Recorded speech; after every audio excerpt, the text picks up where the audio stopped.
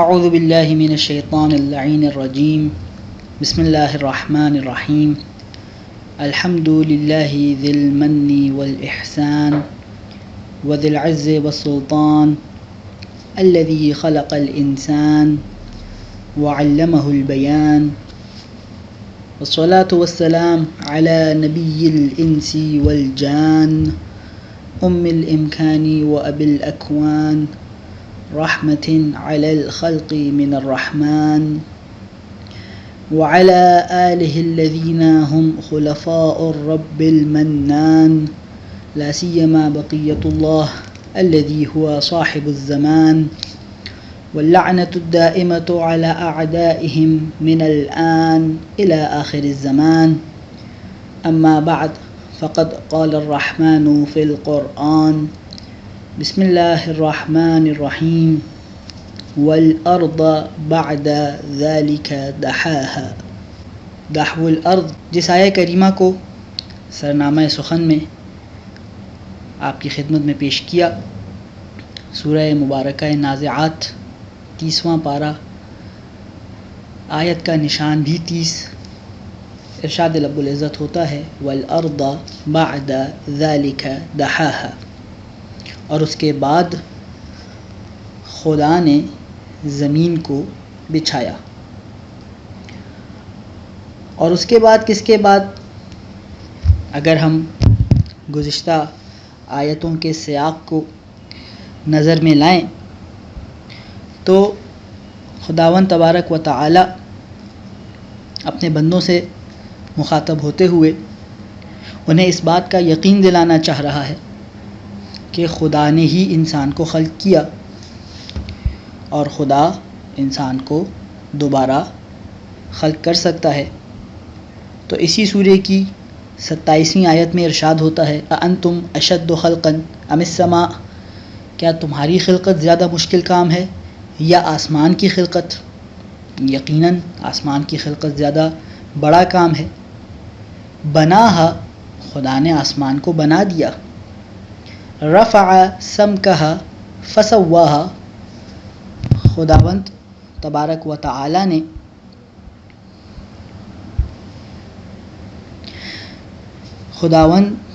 تعالی نے آسمان کی چھت کو بلند کیا اور پھر اسے برابر کر دیا۔ وَأَغْطَشَ لَيْلَهَا وَأَخْرَجَ ضُحَاهَا، اس کی رات کو تاریک بنا دیا اور دن کی روشنی نکال دی۔ اور پھر یہ 30ویں آیت آتی ہے وَالْأَرْضَ بَعْدَ ذَلِكَ دَحَاهَا، اور اس سب کے بعد، آسمان کی خلقت کے بعد، اس کی چھت کو بلند کرنے کے بعد، اس میں تاریکی اور روشنی کے انتظام کے بعد، وَالْأَرْضَ بَعْدَ ذَلِكَ دَحَاهَا، خدا نے زمین کا فرش بچھا دیا۔ اور پھر سلسلہ آگے بڑھتا ہے اخرج منها ماءها ومرعاها، اسی زمین میں سے پانی اور چارہ نکالا۔ والجبال ارساها، اور پہاڑوں کو گاڑ دیا۔ متاعا لکم ولانعامکم، یہ سب تمہارے اور جانوروں کے لیے ایک سرمایہ ہے۔ اس آیت میں لفظ دحاها استعمال ہوا ہے اور دحا ہی کا مصدر دحو ہے، اور اسی مناسبت سے 25ویں ذی القعدہ کے دن کو دحو الارض کہا گیا، جس کا معنی یہ ہے کہ وہ دن جس دن خدا نے زمین کو بچھایا۔ اور جب روایات کی طرف رجوع کیا جائے تو یہ بات واضح ہوتی ہے کہ 25 ذی القعدہ کے دن زمین بچھانے کا عمل خداوند تبارک و تعالی نے خانہ کعبہ کی سرزمین سے شروع کیا۔ خانہ کعبہ زمین کا وہ ابتدائی نقطہ تھا جہاں سے زمین بچھانے کا عمل شروع ہوا۔ 25 ذی القعدہ کے حوالے سے اگر ہم مزید دیکھیں کہ اس دن کی کیا فضیلت ہے، اس دن میں کیا واقعات رونما ہوئے، اس دن کے کیا اعمال ہیں، تو سب سے پہلے اگر اس دن میں پیش آنے والے واقعات کو ایک فہرست کے طور پہ آپ کے سامنے پیش کیا جائے تو پہلا واقعہ جو سب سے مشہور ہے جس واقعے کی مناسبت سے یہ دن دحو الارض کہلاتا ہے وہ واقعہ زمین کا بچھنا، زمین کی خلقت کی ابتدا۔ روایات میں اور یہ ملا، شیخ صدوق علیہ الرحمہ نے اپنی کتاب من لا یحضرہ الفقیہ میں اس بات کو نقل کیا ہے کہ 25 ذی القعدہ کا دن ہی وہ دن ہے جس روز انسانیت کے باپ جناب آدم پر خدا کی رحمت نازل ہوئی۔ یہ ایک اور اس دن میں پیش آنے والا بہت بڑا واقعہ ہے۔ اس کے بعد شیخ طوسی علیہ الرحمہ اپنی دعاؤں اور اعمال کی کتاب مصباح المتہجد میں فرماتے ہیں کہ والیوم الخامس والعشرون من ذی القعدہ، 25ویں ذی القعدہ کا دن، هو الیوم الذی دحیت فیہ الارض، یہ وہی روز ہے جس روز زمین بچھائی گئی۔ اس کے علاوہ ایک اور بہت اہم واقعہ اس روز پیش آیا، واستوت سفینۃ نوح علی الجودی، یہ دن وہ دن ہے جس دن جناب نوح کی کشتی نے کوہ جودی پر پڑاؤ ڈالا۔ اور خداوند تبارک و تعالی ہم سب کو مقامات مقدسہ کی بالخصوص نجف و کربلا کی زیارات نصیب فرمائے۔ آپ سب جانتے ہوں گے کہ مسجد کوفہ وہ مقام تھا جو جناب نوح کا گھر تھا، اور مسجد کوفہ میں ایک مقام آج بھی موجود ہے، یہ کہا جاتا ہے کہ منسوب کیا جاتا ہے کہ وہ مقام تھا جہاں سے جناب نوح کے طوفان کی ابتدا ہوئی، اور پھر اس طوفان کے مکمل ہو جانے کے بعد کوفہ ہی کے شہر میں وہ پہاڑی تھی جسے کوہ جودی کہا جاتا ہے۔ یہ لفظ کوہ جودی کا لفظ جودی قرآن میں بھی مذکور ہے، جس پر سفینہ نوح رکی اور وہ طوفان ختم ہوا، اور پھر اس کے بعد انسانیت نے ایک انگڑائی لی اور دوبارہ سے انسانیت کے سلسلے نے آگے بڑھنا شروع کیا۔ تو مصباح المتہجد میں شیخ طوسی یہ فرماتے ہیں کہ وہ روز جس روز وہ عذاب مکمل ہوا، ختم ہوا، اور سفینہ نوح جناب نوح کی کشتی نے پڑاؤ ڈالا کوہ جودی پر، وہ دن بھی 25 ذی القعدہ ہی کا دن تھا۔ اس کے بعد شیخ صدوق نے ثواب الاعمال میں بھی نقل کیا ہے اس بات کو، من لا یحضرہ الفقیہ میں بھی نقل کیا ہے، شیخ طوسی نے مصباح میں بھی ذکر کیا ہے کہ 25 ذی القعدہ کا دن 2 انبیاء الہی کی ولادت کا دن ہے، اور وہ 2 انبیاء جناب ابراہیم اور جناب عیسیٰ ابن مریم علیہ السلام ہیں۔ اگرچہ جناب ابراہیم کے حوالے سے 1 ذی الحج کا بھی ایک قول ملتا ہے، لیکن 25 ذی القعدہ بھی جناب ابراہیم اور جناب عیسیٰ علیہ السلام کی ولادت کے دن کے طور پہ بیان کی گئی۔ اور یہ جن بزرگان کے نام میں نے آپ کی خدمت میں پیش کیے، شیخ صدوق بھی اور شیخ طوسی بھی، یہ دونوں بزرگان غیبت کبریٰ کے ابتدائی زمانے کے علماء میں سے ہیں، اور شیعہ احادیث کی جو بڑی 4 کتابیں ہیں جو کتب اربعہ کہلاتی ہیں، یہ دونوں افراد وہ ہیں جن کی کتابیں کتب اربعہ میں شامل ہیں، بلکہ جس کتاب من لا یحضرہ الفقیہ کا آپ کی خدمت میں حوالہ پیش کیا، یہ ان 4 کتابوں میں سے ایک کتاب بھی ہے، اور شیخ طوسی کی 2 اور کتابیں ہیں جو ان کتب میں شامل ہیں۔ اس بات کو واضح کرنے کا مقصد یہ ہے کہ جن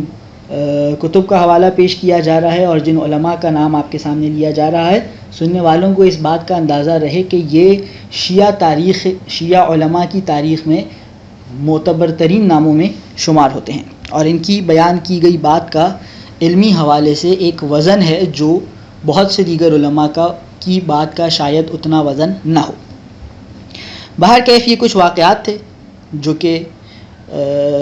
اس دن میں پیش آئے۔ یہاں پر اس نقطے کو بھی بیان کرنا مناسب رہے گا کہ عیسائی مذہب سے تعلق رکھنے والے لوگ جناب عیسیٰ کی ولادت 25 دسمبر کو مناتے ہیں، لیکن ہم اہل اسلام کے ہاں جو روایات اور تاریخ موجود ہے اس میں یہ بیان کیا گیا کہ 25 ذی القعدہ جناب عیسیٰ کی ولادت کا بھی دن تھا۔ اس کے بعد جو اگلا مرحلہ آ جاتا ہے، جب ہم نے اس دن کو جان لیا اور اس دن میں پیش آنے والے واقعات کو جان لیا، تو اگلا مرحلہ آ جاتا ہے کہ اس دن کی فضیلت اور اس دن میں کیا اعمال ہیں جو بجا لائے جائیں۔ تو اس دن کے حوالے سے شیخ عباس قمی نے بھی مفاتیح الجنان میں یہ بات لکھ رکھی ہے کہ نہایت اس 25 ذی القعدہ سے پچھلی رات یعنی شب دہو الارض اور 25 ذی القعدہ کا دن یعنی روز دہو الارض، یہ شب و روز دونوں کے دونوں نہایت قدر و منزلت رکھنے والے اور فضیلت رکھنے والے شب و روز ہیں۔ یہ وہ شب و روز ہیں جس میں خدا کی رحمتیں نازل ہوتی ہیں، جس میں خدا کی عبادت کی جائے تو اس کا بے حد ثواب ملتا ہے۔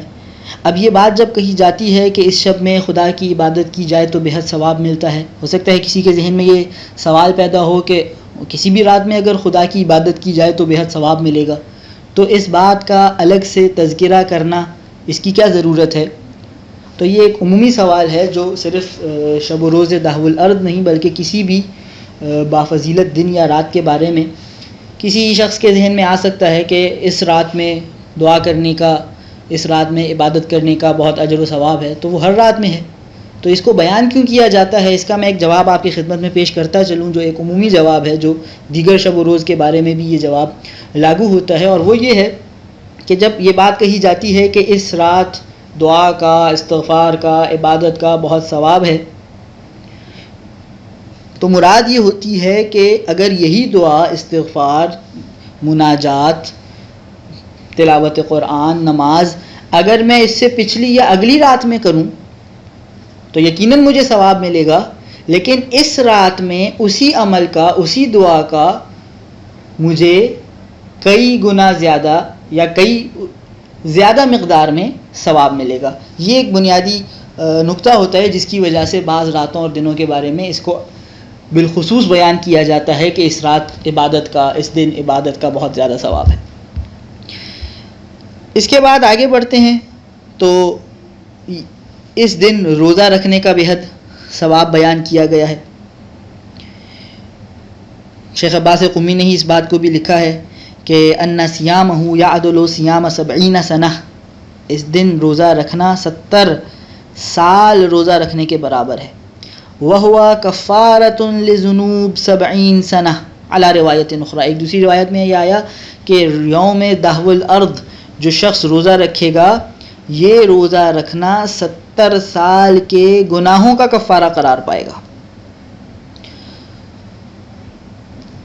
پھر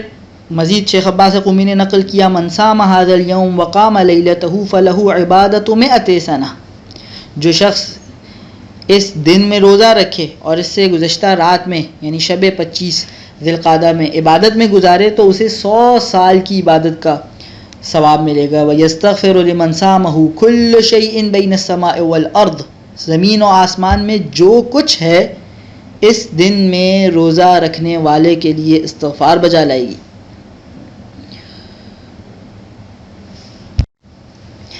اس کے علاوہ اس دن کا روزہ،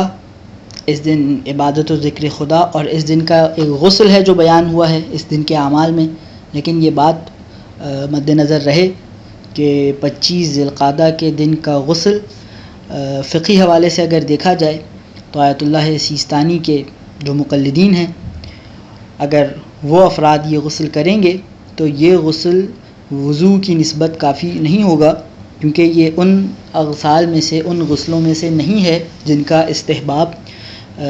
آغا سیستانی کے نزدیک ثابت ہوا ہو، اور منتخب المسائل میں بھی اور باقی ان کی فقہی کتب میں بھی عام طور پہ مستحب غسلوں کی 2 فہرستیں بیان کرتے ہیں، وہ کچھ وہ جو ثابت ہیں جن کے بعد وضو کی ضرورت نہیں ہوتی، اور کچھ وہ جو ثابت نہیں ہیں جنہیں رجا کی نیت سے انجام دیا جا سکتا ہے لیکن اس کے بعد یا اس کے ساتھ وضو کی ضرورت ہوتی ہے۔ 25 ذی القعدہ کا غسل دوسری فہرست میں درج ہے جن کا استحباب ثابت نہیں ہے، اگر ہم انجام دیں گے اس غسل کو تو رجائے مطلوبیت کی نیت سے انجام دیں گے، اور اس کے ساتھ وضو کی ضرورت ہوگی کسی نماز کو یا کسی اور ایسی عبادت کو بجا لانے کے لیے جس میں طہارت شرط ہے۔ ان کے بعد شیخ عباس قمی فرماتے ہیں کہ 2 اور اس دن کے عمل ہیں جو کہ علماء قم نے بیان فرمائے ہیں، اور وہ دو عمل کیا ہیں؟ ایک عمل اس دن کی ایک خاص نماز ہے جو لفظ استعمال کیا ہے شیخ عباس قمی نے کتب شیعہ القمیین میں مذکور ہے، جو علماء قم تھے شیعہ کے، ان کی کتب میں مذکور ہے. یہ ایک تقسیم کہہ لیجئے ذہن میں رہے کہ علماء جو قدیم علماء تھے ان میں سے ایک گروہ جو قم میں رہتا تھا وہ قمیین کے نام سے مشہور ہوتے تھے. من جملہ ان میں شیخ صدوق خود، ان کے والد، اگرچہ شیخ صدوق خود جو کہ ایران میں ہی مدفون ہے، رے میں، ان کے والد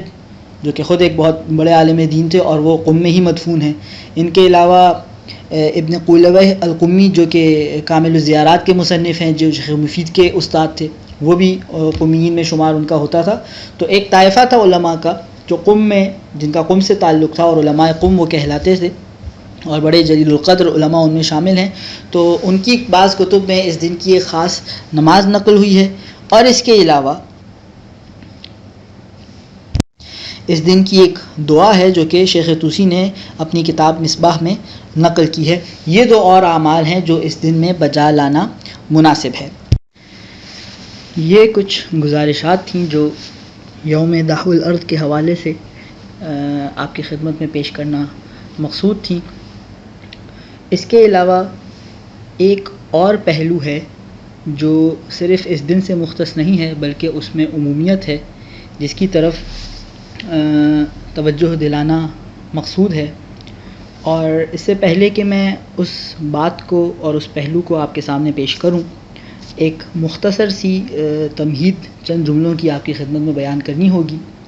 وہ یہ کہ یوم دحو الارض ہو یا آگے ماہ ذی الحج آ رہا ہے، ماہ ذی الحج میں بابرکت ایام ہیں، مناسبات ہیں. کوئی بھی دن، کسی بھی دن کی عظمت یا برکت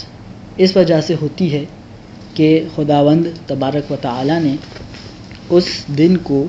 دیگر ایام کی نسبت کوئی خصوصیت عطا کر رکھی ہوتی ہے، کوئی امتیاز عطا کر رکھا ہوتا ہے، جس کی وجہ سے وہ دن یا وہ رات یا وہ وقت باقی دنوں سے، باقی راتوں سے، باقی اوقات سے برتر اور بافضیلت ہو جاتے ہیں. اس بات کو مد نظر رکھتے ہوئے اگر ہم یہ دیکھیں اور یہ معلوم کرنے کی کوشش کریں کہ پورے سال میں وہ کون سے دن یا وہ کون سی راتیں یا وہ کون سے اوقات ہیں جو پورے سال کے دیگر باقی تمام دنوں سے، راتوں سے اور اوقات سے زیادہ فضیلت اور منزلت رکھنے والے ہیں، تو یقیناً ہم سب کا ذہن ایک ہی جانب جائے گا، اور وہ ہے ماہ مبارک رمضان. ماہ مبارک رمضان وہ مہینہ ہے جس کے بارے میں یہ بات خطبہ شعبانیہ ہر سال علماء بیان فرماتے ہیں، لوگ سنتے ہیں کہ یہ وہ دن ہے یہ وہ ماہ ہے جس کے دن دنوں سے برتر ہیں، جس کی راتیں راتوں سے بہتر ہیں،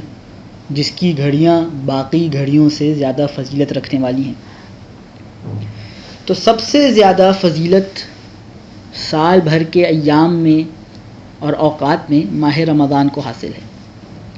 اب اگر کوئی چیز بطور قاعدہ یا بطور قانون ہم ماہ رمضان کے بارے میں سمجھ لیں یا اسے حاصل کر لیں، تو باقی جو بافضیلت ایام ہیں یا باقی جو مقام و منزلت رکھنے والے اوقات ہیں اس میں بھی وہ قاعدہ اور قانون جاری ہو سکے گا. اب ایک ایسا پہلو ہے جو نہایت اہم ہے مگر زیادہ تر افراد اس کی جانب متوجہ نہیں ہوتے، اس سے غافل رہتے ہیں. اور ہمارے پاس جو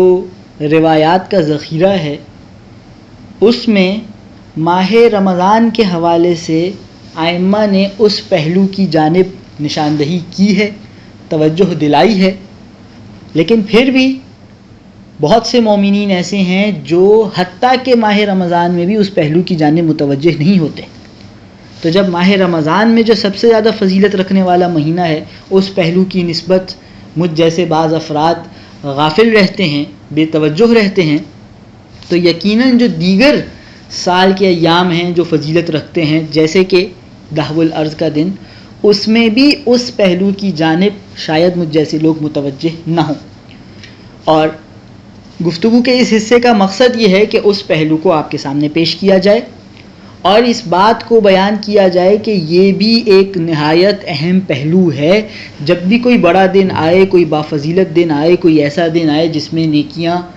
اور اجر و ثواب خدا بہت زیادہ بانٹ رہا ہو، کئی گنا کر کے دے رہا ہو، تو مجھ جیسے افراد کو اس پہلو کی جانب بھی متوجہ رہنا چاہیے اور اس ذریعے سے بھی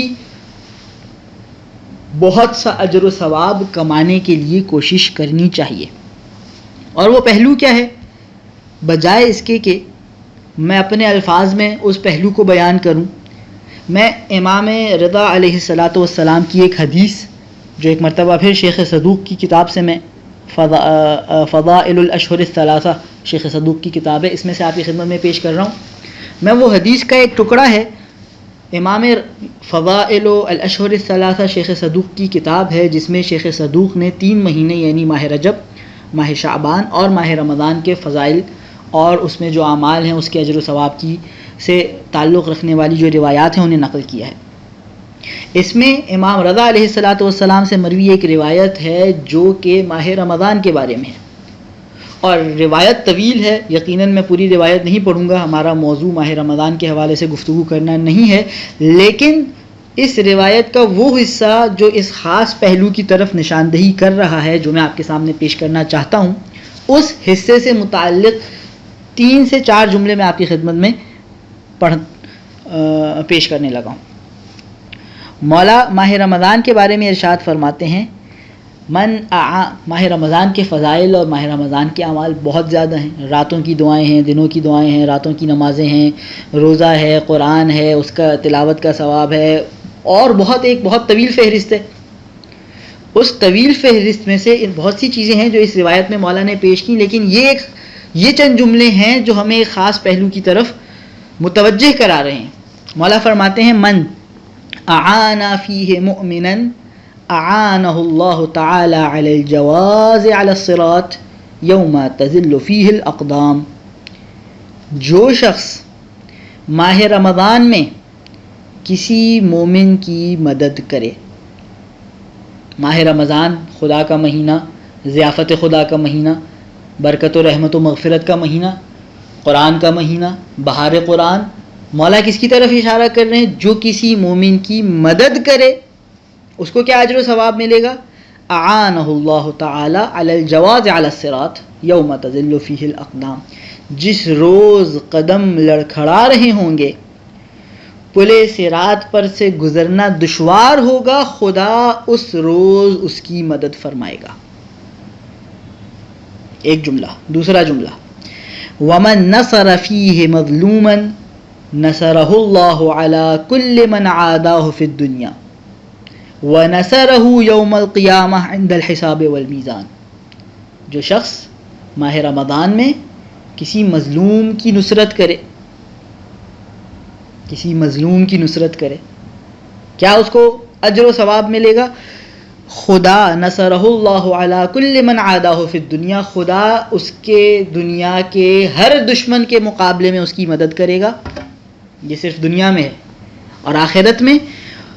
وَنَصَرَهُ يَوْمَ الْقِيَامَةِ عِنْدَ الْحِسَابِ وَالْمِيزَانِ، جب حساب و کتاب کا وقت آئے گا، میزان نصب کر دیا جائے گا اعمال کو تولنے کے لیے، خدا روز محشر میں اس وقت بھی اس کی نصرت اور مدد فرمائے گا.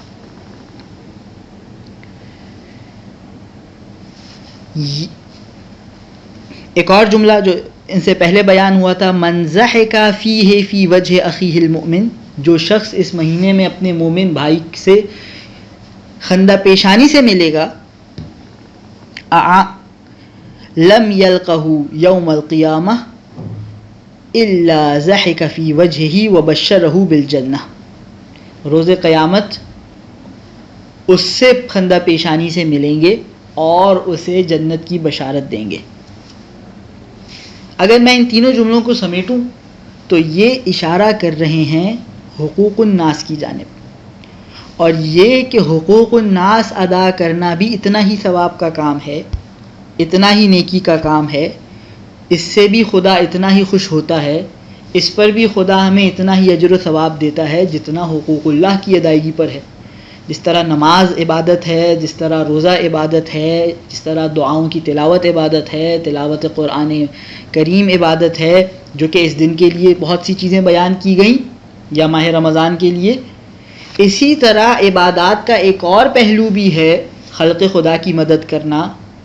لوگوں کے کام آنا، لوگوں سے اچھے انداز میں ملنا، لوگوں سے محبتیں بانٹنا. یہ بھی اچھے کام ہیں، یہ بھی خدا کی خوشی کا سبب بنتے ہیں. اور ماہ رمضان کے حوالے سے مولا ارشاد فرما رہے ہیں کہ جہاں وہ سب کام کر کے خدا کی مرضی خریدی جا سکتی ہے، وہیں یہ حقوق الناس کو ادا کر کے بھی انسان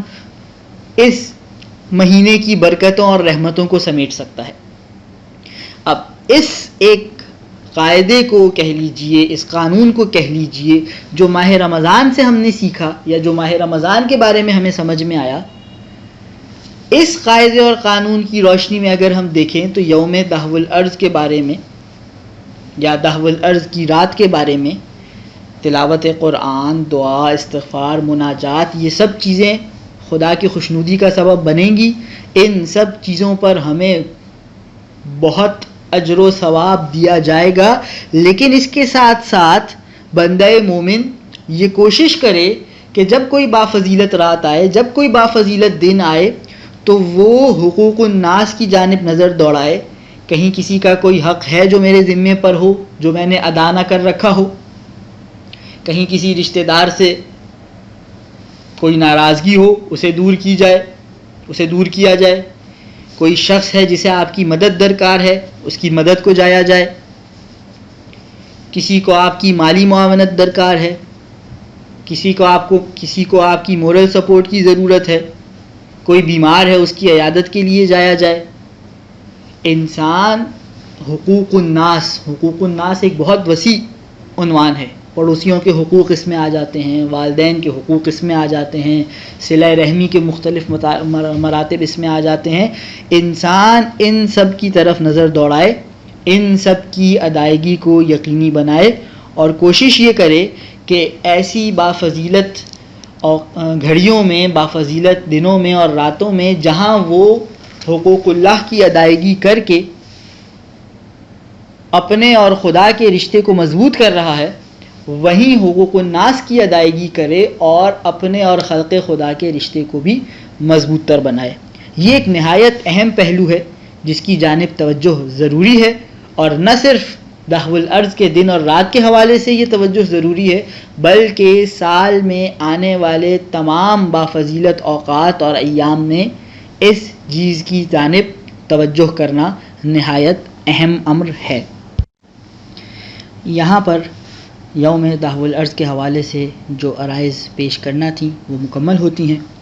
گفتگو کے آخر میں خداوند تبارک و تعالیٰ کی بارگاہ میں دست بدعا ہیں کہ خداوند تبارک و تعالیٰ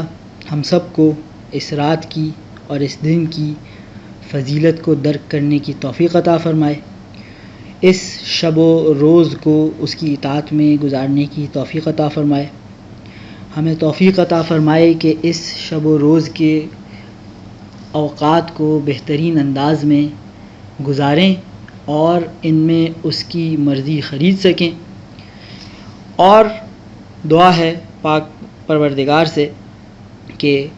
اس شب و روز کے صدقے میں ہمارے زمانے کے امام کے ظہور میں تعجیل فرمائے، ہم سب کو مولا کے اعوان و انصار میں شمار فرمائے. مولا کے ظہور کے بعد ہم سب کو اپنی اپنی خدمات مولا کی خدمت میں پیش کرنے کی توفیق عطا فرمائے. وآخر دعوانا ان الحمد للہ رب العالمین. اللہم صل علی محمد وآل محمد وعجل فرجہم.